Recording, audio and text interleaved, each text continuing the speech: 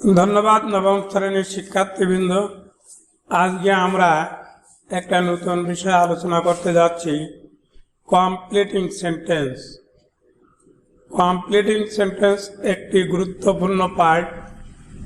এটার ব্যবহার সর্বক্ষেত্রে দেখা যায়। ফ্রি হ্যান্ডে কিছু লিখতে গেলে, সেন্টেন্স ট্রান্সফরমেশন করতে গেলে এর প্রয়োজন অপরিহার্য। তাই আমি বলবো, যারা সিম্পল কমপ্লেক্স কম্পাউন্ড সেন্টেন্সগুলো সম্পর্কে ভালো ধারণা নিয়েছ এবং সিম্পল থেকে কমপ্লেক্স, কমপ্লেক্স থেকে সিম্পল বা কম্পাউন্ড এগুলো পরিবর্তন করা শিখেছ, তাদের জন্য কমপ্লিটিং সেন্টেন্স একটি অতীব গুরুত্বপূর্ণ বিষয়।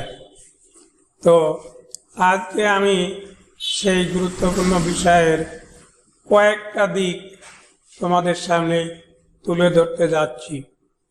যদি এটা তোমরা বাড়িতে গ্রামার বই দেখে পড়তে চাও, তাহলে গ্রামার বইয়ের সিকোয়েন্স অফ টেন্স এর একটা চ্যাপ্টার আছে, ওই চ্যাপ্টারটা পড়লেই বোঝা যাবে। কোলাজ। কমপ্লিটিং সেন্টেন্সে কোলাজ একটি অপরিহার্য অংশ। কোলাজ সম্পর্কে নিশ্চয়ই ধারণা আছে। এই কমপ্লিটিং সেন্টেন্স অর্থাৎ কোলাজ দিয়ে বাক্য পরিপূর্ণ করা। আবার কোনো কোনো ক্ষেত্রে দেখা যায় কতগুলো শব্দ বা ফ্রেজ ইউজ করে সেন্টেন্স কমপ্লিট করা যায়।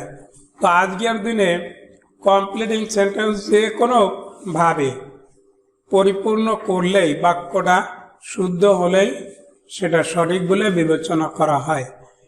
এই ক্ষেত্রে আজকে আমরা কয়েকটা নিয়ম আলোচনা করতে যাচ্ছি।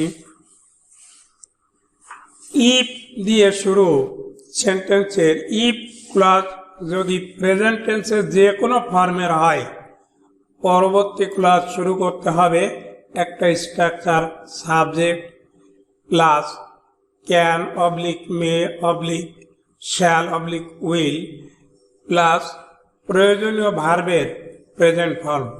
যেমন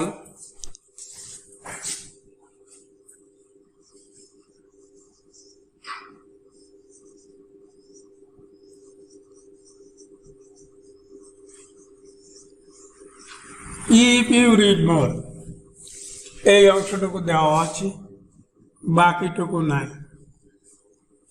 তাহলে আমরা ওইটুকু পূরণ করব।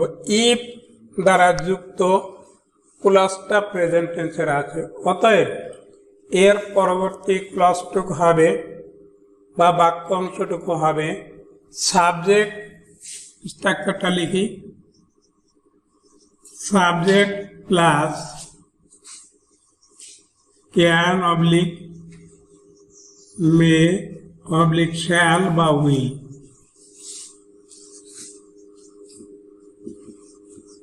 প্লাস প্রয়োজনীয় ভার্বের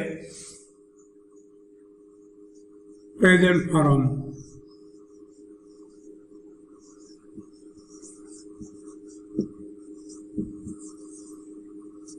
ভার্বের প্রেজেন্ট ফর্ম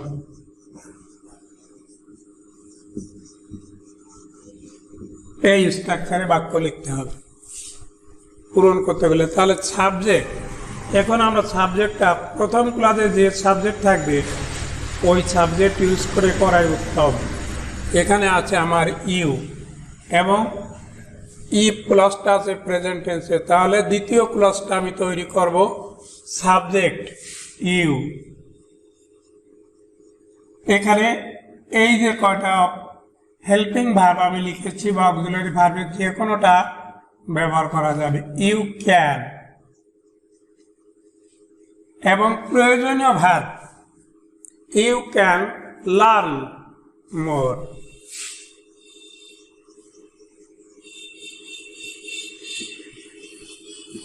এ বাদেও যদি কেউ লিখতে চায় you may learn more, you shall, you will.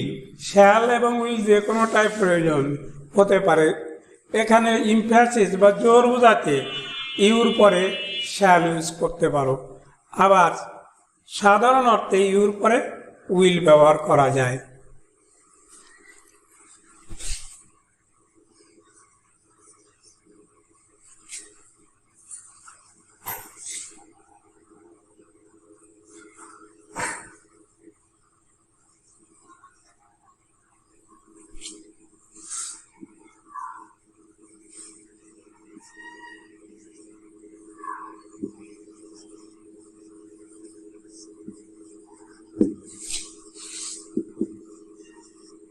If he have done the work in time, এখানে আমি লিখেছি প্রেজেন্ট পারফেক্ট টেন্সের ইফ প্লাসটা প্রেজেন্ট পারফেক্ট টেন্সের, অর্থাৎ আমি প্রথমে বলেছি ইফ প্লাস প্রেজেন্ট টেন্স অথবা ফিউচার টেন্সের এই প্রেজেন্ট টেন্সের যে কোনো ফর্ম হলে আমরা ওই স্ট্রাকচার ব্যবহার করে বাক্য পরিপূর্ণ করব।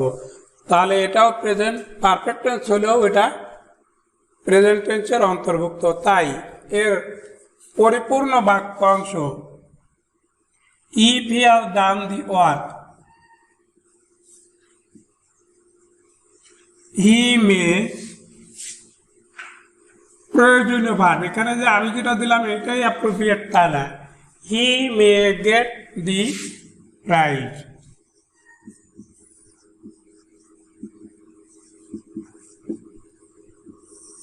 এই যদি সে কাজটি শেষ করে সে পুরস্কারটি পেতে পারে। তাহলে এটা আমরা 1 নম্বর রুল হিসাবে ইউজ করতে পারি যে ইফ প্লাস যদি প্রেজেন্ট টেন্স অথবা ফিউচার টেন্স, যদি ফিউচার টেন্স হয় তাহলে কিন্তু ওই একই সূত্র আমরা প্রয়োগ করব।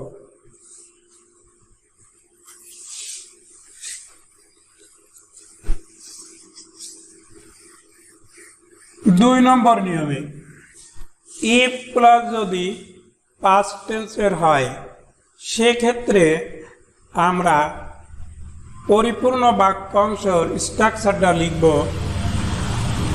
সাবজেক্ট প্লাস উড বা উড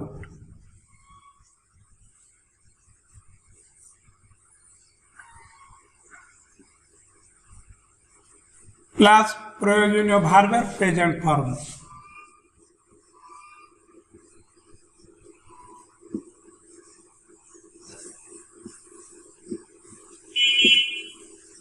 প্রেজেন্ট এই স্ট্রাকচার ইউজ করব যদি ইফ প্লাস পাস্ট টেন্সের হয়। If you finish the work in time, যদি তুমি সময় মতো কাজটি শেষ করতে।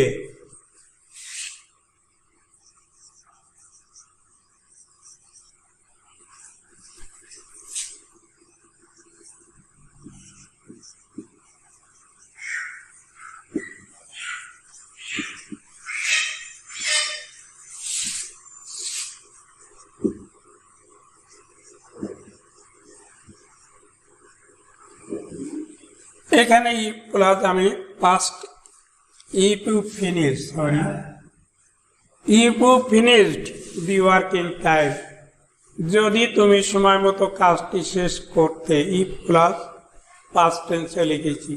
তাহলে এর পরিপূর্ণ করতে হবে যে বাক্যাংশ দিয়ে, সেটার স্ট্রাকচার হবে subject plus would oblique would plus প্রয়োজনীয় ভার্বের প্রেজেন্ট ফর্ম।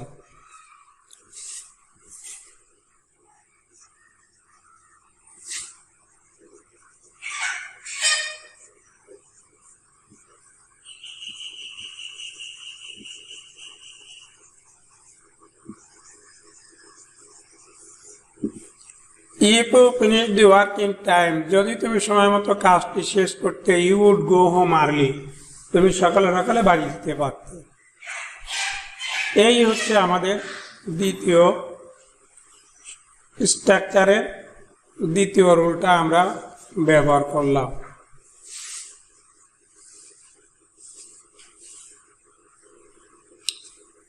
এরপরে 3 নম্বরে আমি বলবো ইফ প্লাসটা যদি পাস্ট পারফেক্ট টেন্সের হয়, সেক্ষেত্রে আমাদের পরিপূর্ণ বাক্যাংশের স্ট্রাকচারটা হবে উড হ্যাভ বা could have.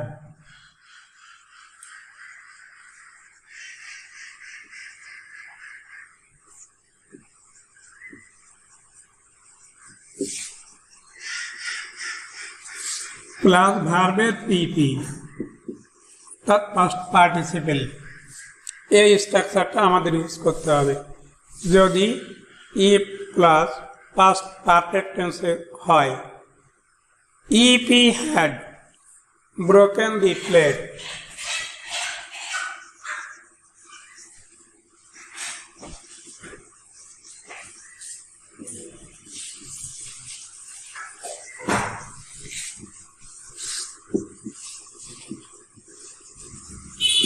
if he had broken the plate, এখানে আমার if প্লাসটা পাস্ট পারফেক্ট টেন্সে আছে, অতএব এর যে পরিপূর্ণ বাক্যাংশ আমি তৈরি করব সেটা হবে সাবজেক্ট প্লাস উড হ্যাভ বা could have, subject plus would have বা কুড হ্যাভ প্লাস প্রয়োজনীয় ভার্বের পাস্ট পার্টিসিপেল। তাহলে হি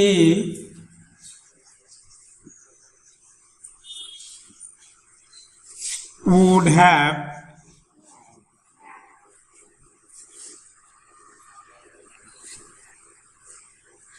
punished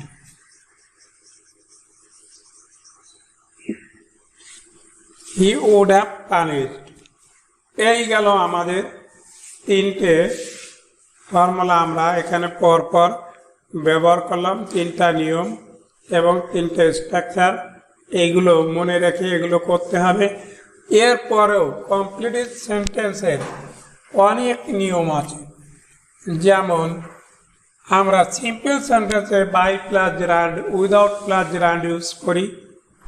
এগুলোর পরবর্তী বাক্যাংশ বা ক্লজ কী হবে সেটা নিয়ে এখন আমরা আলোচনা করতে যাব। উইদাউট প্লাস জেরান্ডে যদি কোনো বাক্য শুরু হয় তাহলে তার পরবর্তী ক্লজ হবে নেগেটিভে, যেমন উইদাউট রিডিং বুক,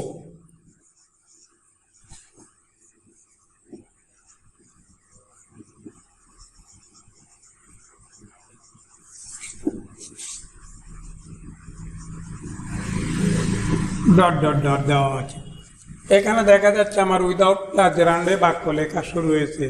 আমরা সিম্পল কমপ্লেক্স কম্পাউন্ডে শিখেছি উইদাউট প্লাস জেরান্ডের সিম্পল সেন্টেন্সকে কিভাবে পরিবর্তন করে কম্পাউন্ড এবং কমপ্লেক্স করতে হয়। এবার আমরা বাক্য পরিপূর্ণ করব সেই সূত্র ইউজ করে। বাই রিডিং বুক, বই পড়িয়া। উইদাউট রিডিং বুক, বই না পড়িয়া উই ক্যান নট লার্ন, আমরা শিখতে পারি না।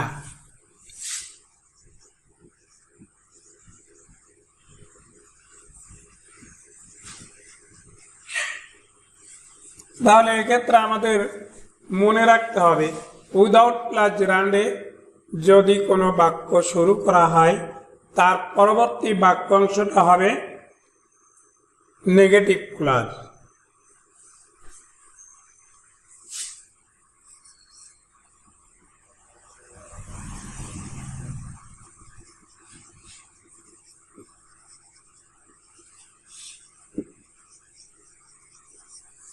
Without practicing playing,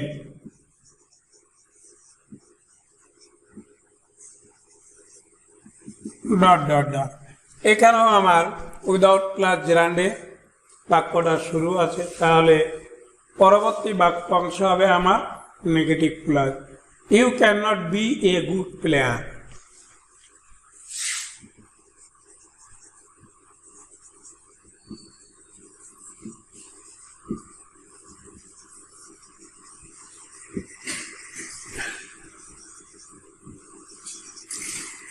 ঠিক অনুরূপভাবে আমরা বাই প্লাস জেরান্ডের সেন্টেন্স কমপ্লিটিং করব।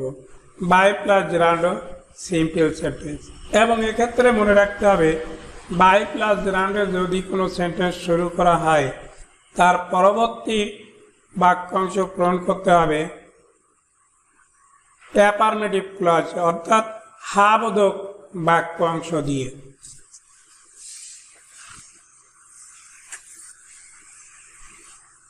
By reading newspaper,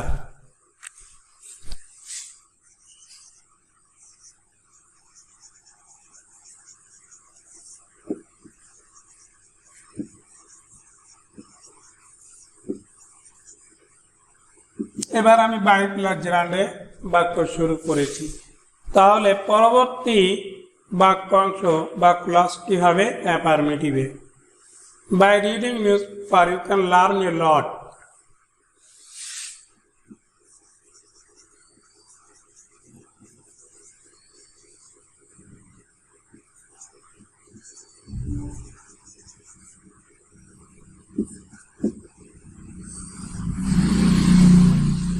খবরের কাগজ পড়িয়া তুমি অনেক কিছু শিখতে পারো। তাহলে আমাদের বাই প্লাস গ্রান্ডে যদি বাক্য শুরু হয়, পরবর্তী বাক্য অংশটা আমার অ্যাফার্মেটিভ ক্লজে লিখতে হবে।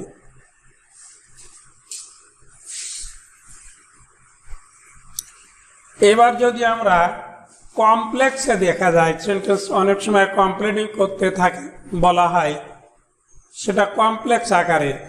If you do not read book,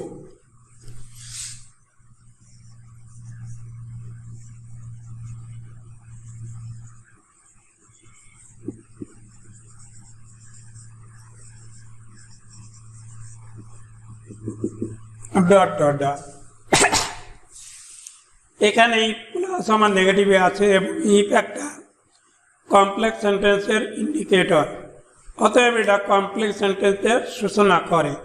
if plus negative হলে তার পরবর্তী ক্লজটিও নেগেটিভই করতে হবে। এখানে দেওয়া আছে if you do not read book, যদি তুমি বই না পড়ো। You can not learn more, you will not learn more, তুমি অধিক শিখতে পারবে না।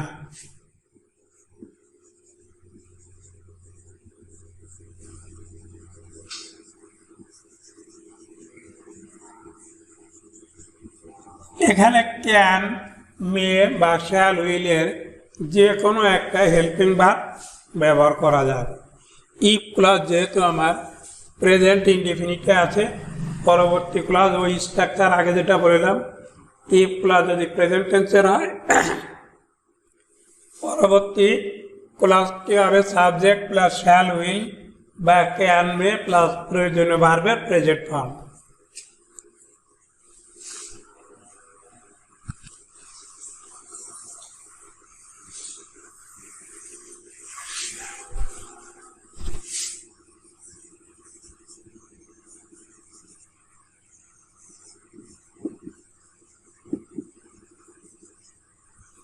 If he finishes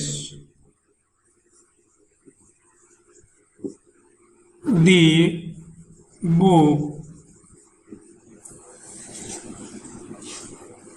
যদি সে বইটি পড়ে শেষ করে, ইফ হি ফিনিশেস দি বুক, তাহলে এখানে ইফ ক্লজ আমার প্রেজেন্ট টেন্সের এবং অ্যাফার্মেটিভ। তাহলে কমপ্লিটিং সেন্টেন্সের সেই নিয়ম অনুযায়ী পরবর্তী বাক্য অংশটুকু আমার হবে subject plus can, may, shall, will plus প্রয়োজনীয় ভার্বের present form. If he finishes the book, he may learn,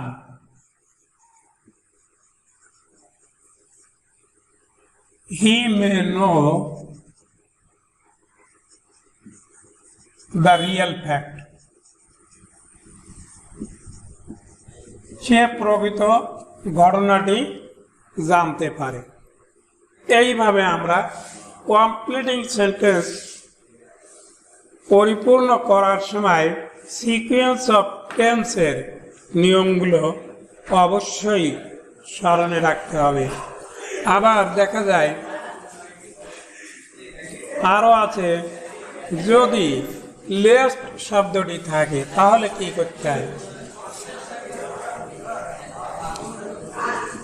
walk fast, least.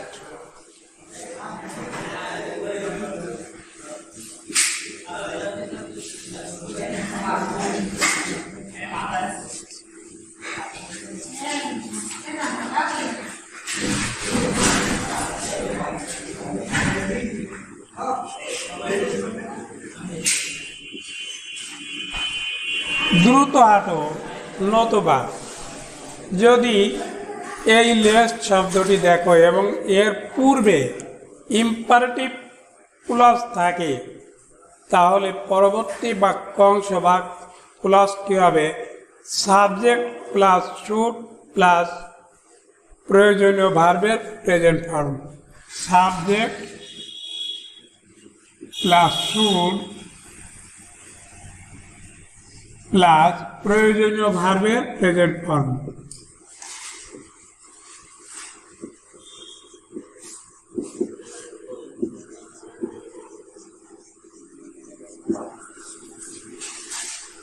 Subject plus should, এটা আমি ইম্পারেটিভ আকারে লিখেছি, অতএব সাবজেক্ট ইম্পারেটিভ সেন্টেন্সে থাকে না, তাই সাধারণভাবে ধরে নেওয়া হয় ইউ বা উই।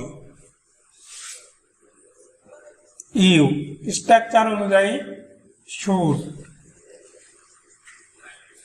এইবার প্রয়োজনীয় verb. If you walk fast, if you walk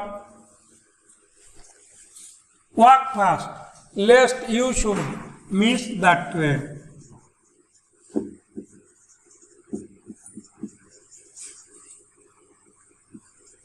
দ্রুত হাঁটো নতুবা তুমি ট্রেনটি ফেল করবে। তাই এক্ষেত্রে আমাদের মনে রাখতে হবে, যদি ইম্পারেটিভ সেন্টেন্সের পরে লেস্ট থাকে তাহলে তার প্রয়োজনীয় পরবর্তী বাক্যাংশ তৈরি করতে হবে সাবজেক্ট প্লাস শুড প্লাস প্রয়োজনীয় ভার্বের প্রেজেন্ট ফর্ম দিয়ে। সাবজেক্ট ইউ, শুড, প্রয়োজনীয় ভার্ব মিস, আর বাকি অংশ।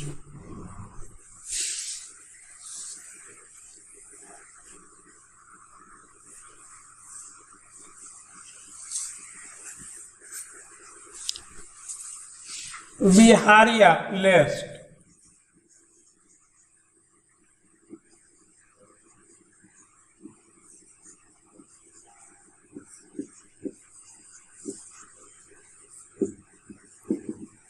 ব্যস্ত হও নতুবা। You should not finish the work.